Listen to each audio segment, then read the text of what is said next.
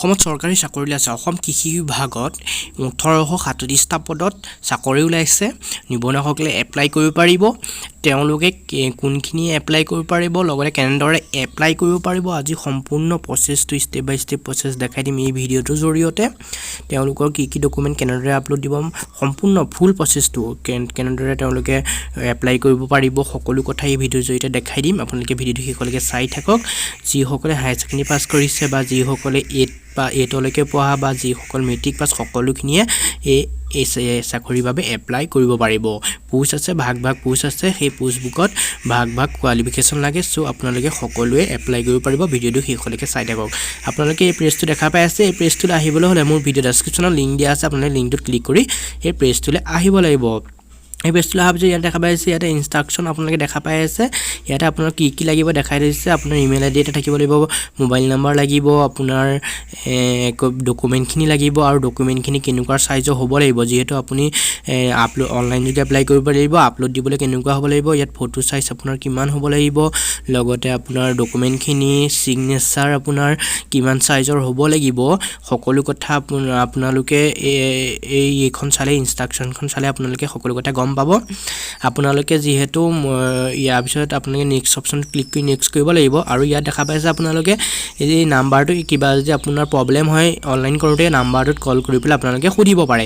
লগতে আপোনালোকে এই ছিগনেচাৰটো আপোনাৰ এটা বগা কাগজত আপুনি ছিগনেচাৰটো কৰি ফটো মাৰি আপোনালোকে আপলোড দিব লাগিব। আপোনালোকে নেক্সট অপশ্যনটোত ক্লিক কৰি দিব। আপোনাৰ মোবাইলটোৰ পৰা এনেধৰণে কৰি যাব পাৰিব। মোৰ ভিডিঅ' ডেছক্ৰিপশ্যনত থকা লিংকটোত ক্লিক কৰি দিব। তাৰপিছত আপোনালোকে নেক্সট অপশ্যনটো ক্লিক কৰাৰ পিছত এনেদৰে পেজটোলৈ গুচি আহিব। এই পেজটো দেখা পাইছে আপোনালোকে। ইয়াতে পোষ্ট টাইপ আপোনালোকে কোনটো পোষ্টৰ বাবে এপ্লাই কৰিব পাৰে। আপোনালোকে কেইবাটাও পোষ্টৰ বাবে একেলগে এপ্লাই কৰিব পাৰিব। ইয়াত আপোনালোকে চিলেক্ট অপশ্যন ক্লিক কৰিব। ইয়াতে পোষ্ট অপশ্যনটোত আপোনালোকে চিম্পলি ক্লিক কৰি দিব। ক্লিক কৰি দিলে তলত এনেদৰে ওলাই গৈছে। আপোনালোকে দেখা পাইছে কিমানকেইটা পোষ্ট আছে আপোনালোকে ইয়াত ওলাই গৈছে। ইয়াতে প্ৰথম পোষ্টটো, তাৰপিছত আপোনালোকে এইটো PI FI FS দেখা পাইছে এইটো, তাৰপিছত আপোনালোকে গ্ৰেড 4 এইকেইটাৰ বাবে এপ্লাই কৰিলে আপোনালোকৰ কম্পিউটাৰ নালাগে, কিন্তু বাকী এইকেইটা আপোনালোকে এইটো, তাৰপিছত আপোনাৰ এইকেইটা এইবাবে আপোনালোকৰ কম্পিউটাৰ মিনিমাম 6 মহীয়া কম্পিউটাৰ চাৰ্টিফিকেট লাগিব। তাৰপিছত ইয়াতে ইলেক্ট্ৰিচিয়ানৰ ITI কৰা হ'ব লাগিব। তাৰপিছত আপোনালোকে ইয়াতে মেকানিকত ITI কৰা হ'ব লাগিব। বাকী পোষ্টকেইটাৰ বাবে প্ৰথমতে যিকেইটা পোষ্ট দেখাইছিলোঁ সেইকেইটাৰ বাবে আপোনালোকক কোনো ধৰণৰ ডিপ্ল'মা চাৰ্টিফিকেট নালাগে, হায়াৰ ছেকেণ্ডেৰী পাছ কৰিলেই হ'ব। ছায়েন্সৰ পৰা কৰিব লাগিব। ইয়াতে আৰু আৰ্টছৰখিনি আপোনালোকে ইয়াতে ক্লিক কৰি চাই ল'ব কোনটো কিমান আপোনালোকে কোৱালিফিকেশ্যনৰ প্ৰয়োজন হ'ব। মই ইয়াতে 3টা অপশ্যন ক্লিক কৰি লৈছোঁ। আপোনালোকে কেইবাটাও এপ্লাই কৰিব পাৰিব, কেইবাটা পোষ্টৰ বাবে একেলগে এপ্লাই কৰিব পাৰিব। ইয়াতে ক্লিক কৰি পেলাই আপোনালোকে এটা ছাবমিট অপশ্যন চিম্পলি ক্লিক কৰি দিব। ছাবমিট অপশ্যন ক্লিক কৰাৰ লগে লগে আপোনালোকৰ সন্মুখত এনেদৰে আহি যাব। ইয়াত দেখা পাই আছে আপুনি কোনকেইটা পোষ্ট চিলেক্ট কৰিলে ইয়াতে আহি গৈছে। এইখন গোটেইখন এপ্লিকেশ্যন ফৰ্মখন আপোনালোকৰ আহি যাব। এইখনে ফৰ্মখন ফিল আপ কৰি ইয়াতে ডকুমেণ্ট আপলোড দি আপোনালোকে ফাইনেল ছাবমিট কৰিব লাগিব। ইয়াতে দেখা পাই আছে এপ্লাইড পোষ্টসমূহ আপোনালোকে ইয়াতে শ্ব' কৰি আছে। ইয়াত আপোনালোকে প্ৰথমতে কোনটো পোষ্ট আপোনালোকে যিকেইটা পোষ্ট চিলেক্ট কৰিছিলে সেই চিলেক্ট কৰা পোষ্টকেইটাৰ ভিতৰত প্ৰথমতে আপোনালোকে কোনটো পোষ্ট দিব বিচাৰে, ইয়াতে চিলেক্ট অপশ্যনটোত আপোনালোকে ক্লিক কৰি পেলাই প্ৰথম কোনটো পোষ্ট চিলেক্ট কৰিব বিচাৰে সেইটো ইয়াতে ক্লিক কৰি ল'ব। এই 3টাৰ ভিতৰত যিহেতু আপুনি 3টা চিলেক্ট কৰিছিলে বা 4টা চিলেক্ট কৰিছিলে, আপোনাৰ যিকেইটা চিলেক্ট কৰিছিলে সেইকেইটাৰ ভিতৰৰ পৰা আপোনালোকে এনেকৈ প্ৰথম, ফাৰ্ষ্ট, আপোনালোকে ছেকেণ্ড, থাৰ্ড এনেকৈ ইয়াতে চিলেক্ট কৰি ল'ব। চিলেক্ট কৰি লৈ ইয়াতে তললৈ স্ক্ৰল ডাউন কৰিব। তাৰপিছত ইয়াতে এপ্লিকেণ্ট নেম, তাৰপিছত নেম অফ এপ্লিকেটগৰাকীৰ নাম ইয়াতে দি দিব। তাৰপিছত ইয়াতে আপোনাৰ তলত চাব আপোনালোকে এপ্লিকেটগৰাকীৰ নামত কিন্তু মিষ্টাৰ, মিছেছ বা মিছ চিৰি কোনো লগাব নালাগে। ডাইৰেক্ট নামটো আৰু টাইটেলটো লিখি দিলেই হৈ যাব। আৰু মিডিল নেম থাকিলে মিডিল নেমটো দি দিব। ইয়াতে কেণ্ডিডেটৰ ফাদাৰ নেম দিব। ফাদাৰ নেমো মিষ্টাৰ, মিছেছ দিব নালাগে। তাৰপৰা মাদাৰ নেম দি দিব তলত। তাৰপিছত ইয়াতে জেণ্ডাৰটো চিলেক্ট কৰিব। জেণ্ডাৰটো চিলেক্ট কৰাৰ পিছত ইয়াতে আপোনালোকে অসমৰ পাৰ্মানেণ্ট বাসিন্দা হয়নে নহয় আপোনালোকে ইয়াতে চিলেক্ট অপশ্যনটো ক্লিক কৰি পেলাই যদি হয় য়েছ দিব, নহ'লে নো। তাৰপিছত ইয়াতে আপোনাৰ ডকুমেণ্ট আপলোড দিব লাগিব। আধাৰ কাৰ্ড বা ভোটাৰ কাৰ্ড বা পান কাৰ্ড যিকোনো এটা আপোনালোকে ইয়াতে চুজ ফাইলত ক্লিক কৰি পেলাই আপোনাৰ মোবাইলৰ গেলাৰীৰ পৰা আপোনালোকে আপলোড দিব লাগিব, বা লেপটপত আপোনালোকে গেলাৰীৰ পৰা আনি আপলোড দিব লাগিব। ইয়াতে ডেট অফ বাৰ্থটো আপোনালোকে চিলেক্ট কৰিব লাগিব। ডেট অফ বাৰ্থটো আপোনাৰ কি হয় ইয়াতে আপোনালোকে ডেট অফ বাৰ্থটো চিলেক্ট কৰি এজ দেখা পাইছে আপোনালোকে এজটো এই ঘৰটো যদি ক্লিক কৰি দিয়ে ডেট অফ বাৰ্থটো চিলেক্ট কৰাৰ পিছত আপোনালোকে নিজে এজটো ইয়াত বহি যাব। কিন্তু ইয়াত এতিয়া যিহেতু মই চিলেক্ট কৰা নাই ডেট অফ বাৰ্থ, সেয়ে ইয়াতে বহা নাই। চ' আপোনালোকে বহি যাব। তাৰপিছত ইয়াতে প্লেচ অফ বাৰ্থ আপোনালোকৰ জন্মগ্ৰহণ কৰা ঠাইখনৰ নাম ইয়াতে লিখি দিব।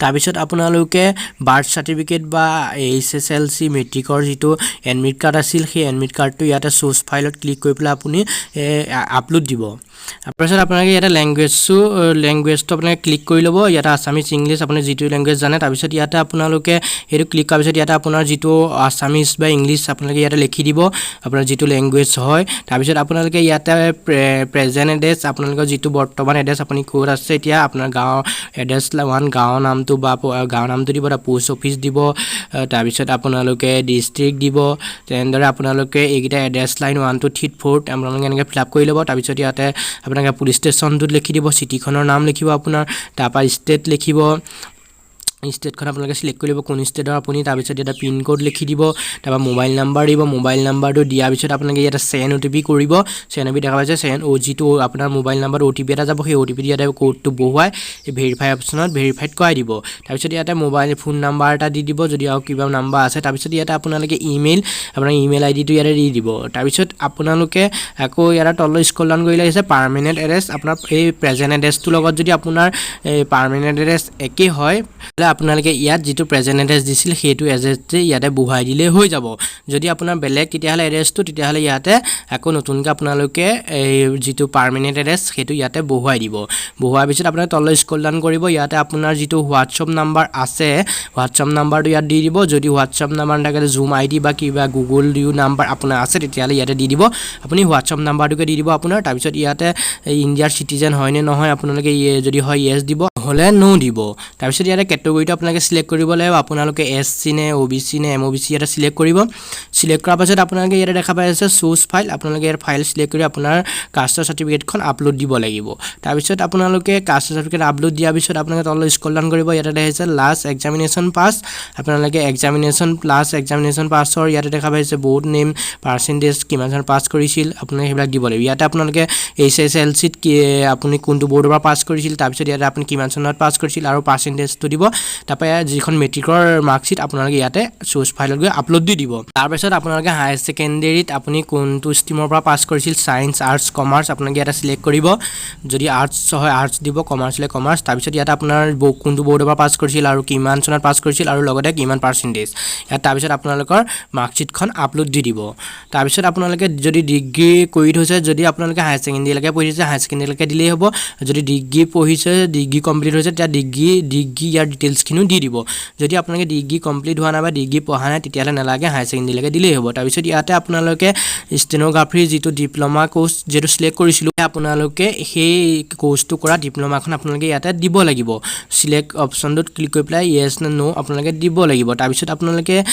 সেইটো কৰাৰ পিছত ইয়াতে diploma in computer for minimum 6 month আপোনালোকে যে কৰিছিলে যদি কৰিছে তেতিয়া য়েছ দি আপোনালোকে ডিপ্ল'মা চাৰ্টিফিকেটখন ইয়াতে আপলোড দিব লাগিব কম্পিউটাৰৰ তেতিয়াহে আপোনালোকে পাৰিব বাকী মই দেখাই দিছোঁ যিকেইটাত আপোনালোকে যদি কম্পিউটাৰ নাই বা আপোনাৰ ষ্টেনোগ্ৰাফাৰ কৰা নাই তেতিয়াহ'লে আপোনালোকে বেলেগ পোষ্টত এপ্লাই কৰিব তাৰপিছত ইয়াতে আপোনালোকে আপোনাৰ অকুপেশ্যনটো দিব পেৰেণ্টছৰ আপোনাৰ গভৰ্ণমেণ্টৰ কিবা অকুপেশ্যন কৰে নেকি যদি কৰে য়েছ দিব নহ'লে নো দিব তাৰপিছত ইয়াতে আপোনালোকে যে এমপ্লয়মেণ্ট এক্সচেঞ্জৰ ৰেজিষ্ট্ৰেশ্যনৰ নাম্বাৰটো দিব আপোনালোকে যিটো এমপ্লয়মেণ্ট এক্সচেঞ্জৰ নাম ভৰাব লাগিব তাত নাম এটা কাৰ্ড দিয়ে কাৰ্ডটোৰ ৰেজিষ্ট্ৰেশ্যন নাম্বাৰটো ইয়াত ভৰিব আৰু কাৰ্ডখন ইয়াতে চুজ ফাইলত আপলোড দি দিব আপলোড দিয়াৰ পিছত আপোনালোকে তলৰ অপশ্যনটো চাওক তলৰ অপশ্যনটো ইয়াতে দেখা পাইছে আপোনাৰ গ্ৰীণ কালাৰ হৈ আছে আখৰখিনি ইয়াতে এইটো লিংক আছে এই লিংকটোত ক্লিক কৰি দিলে আপোনালোকে ফৰ্ম এখন পাব সেই ফৰ্মখন ডাউনলোড কৰি প্ৰিণ্ট আউট কৰি পেলাই ফিল আপ কৰি পেলাই আপোনালোকে আকৌ চুজ ফাইলত গৈ পেলাই ইয়াত আপলোড দিব লাগিব সেই ফৰ্মখন আপোনালোকে ধুনীয়াকৈ এই লিংকটোত ক্লিক কৰি পেলাই ডাউনলোড কৰি ল'ব ডাউনলোড কৰি পেলাই চুজ ফাইলত গৈ আপোনালোকে আপলোড দি দিব ডাউনলোড কৰি আপোনালোকে যিটো প্ৰিণ্ট কৰিব লাগে প্ৰিণ্ট কৰি আপোনালোকে ফিল আপ কৰিব লাগিব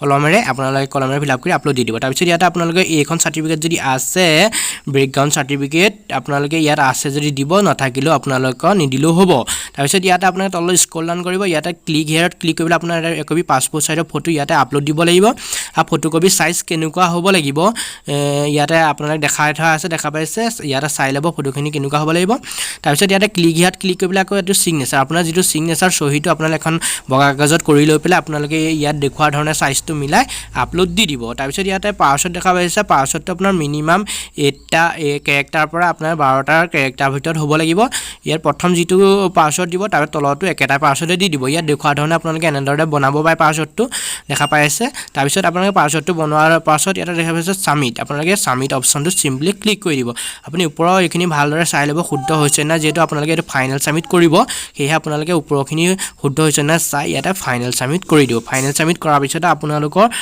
প্ৰচেছটো সাকসেসফুল বুলি দেখাই দিব আৰু আপুনি সেইখন প্ৰিন্ট কৰি পেলাই আপোনাৰ হাতত ৰাখি থব এই এপ্লিকেশনখন আপোনাৰ পাছত দৰকাৰ হ'ব আপোনালোকে এনেদৰে কৰিব পাৰিব অসম কৃষি বিভাগত 1837টা পদৰ বাবে আপোনালোকে এনেদৰে এপ্লাই কৰিব পাৰিব আপোনালোকে সোনকালে এপ্লাই কৰক এপ্ৰিলৰ 5 তাৰিখ লাষ্ট ডেট এতিয়া অনলাইন যোগে আপোনালোকে এপ্লাই কৰি থাকিব পাৰিব কৰি থাকক আৰু যদি আপোনালোকে কিবা বুজি পোৱা নাই প্লিজ কমেন্ট কৰি সুধিব আৰু আপোনালোকৰ ডকুমেন্টখিনি কথা আপোনালোকে গমেই পালে কি আপলোড দিব লাগিব ফৰ্মখনৰ লগত একেলগে আপলোড দিব লাগিব 5 তাৰিখ লাষ্ট ডেট তাৰ আগতে আপোনালোকে সকলোৱে কৰি লওক আৰু আমাৰ এই ভিডিওটো আজি ইমানে আছিল আপোনালোকক এইখিনি দেখাবলৈ যত্ন কৰিলো আপোনালোকে সকলোকে আপোনাৰ বন্ধু বান্ধৱ সকলোকে আপুনি এই ভিডিওটো শেয়াৰ কৰি দিয়ক যাতে সকলোৱে এই ভিডিওৰ জৰিয়তে এই পদগীতাৰ বাবে এপ্লাই কৰিব পাৰে আৰু বন্ধুসকল আমাৰ চেনেলটো যদি আপুনি এতিয়াও সাবস্ক্ৰাইব কৰা নাই বা আমাৰ চেনেলটোলৈ আপুনি প্ৰথম আহিছিল প্লিজ সাবস্ক্ৰাইব কৰি কাষত থকা বেল আইকনটো প্ৰেছ কৰি অল কৰি ল'ব সদায় এনেকুৱা ধৰণৰ ভিডিওসমূহ আপোনালোকে এই চেনেলটোৰ জৰিয়তে পাই থাকিব থ্যাংক ইউ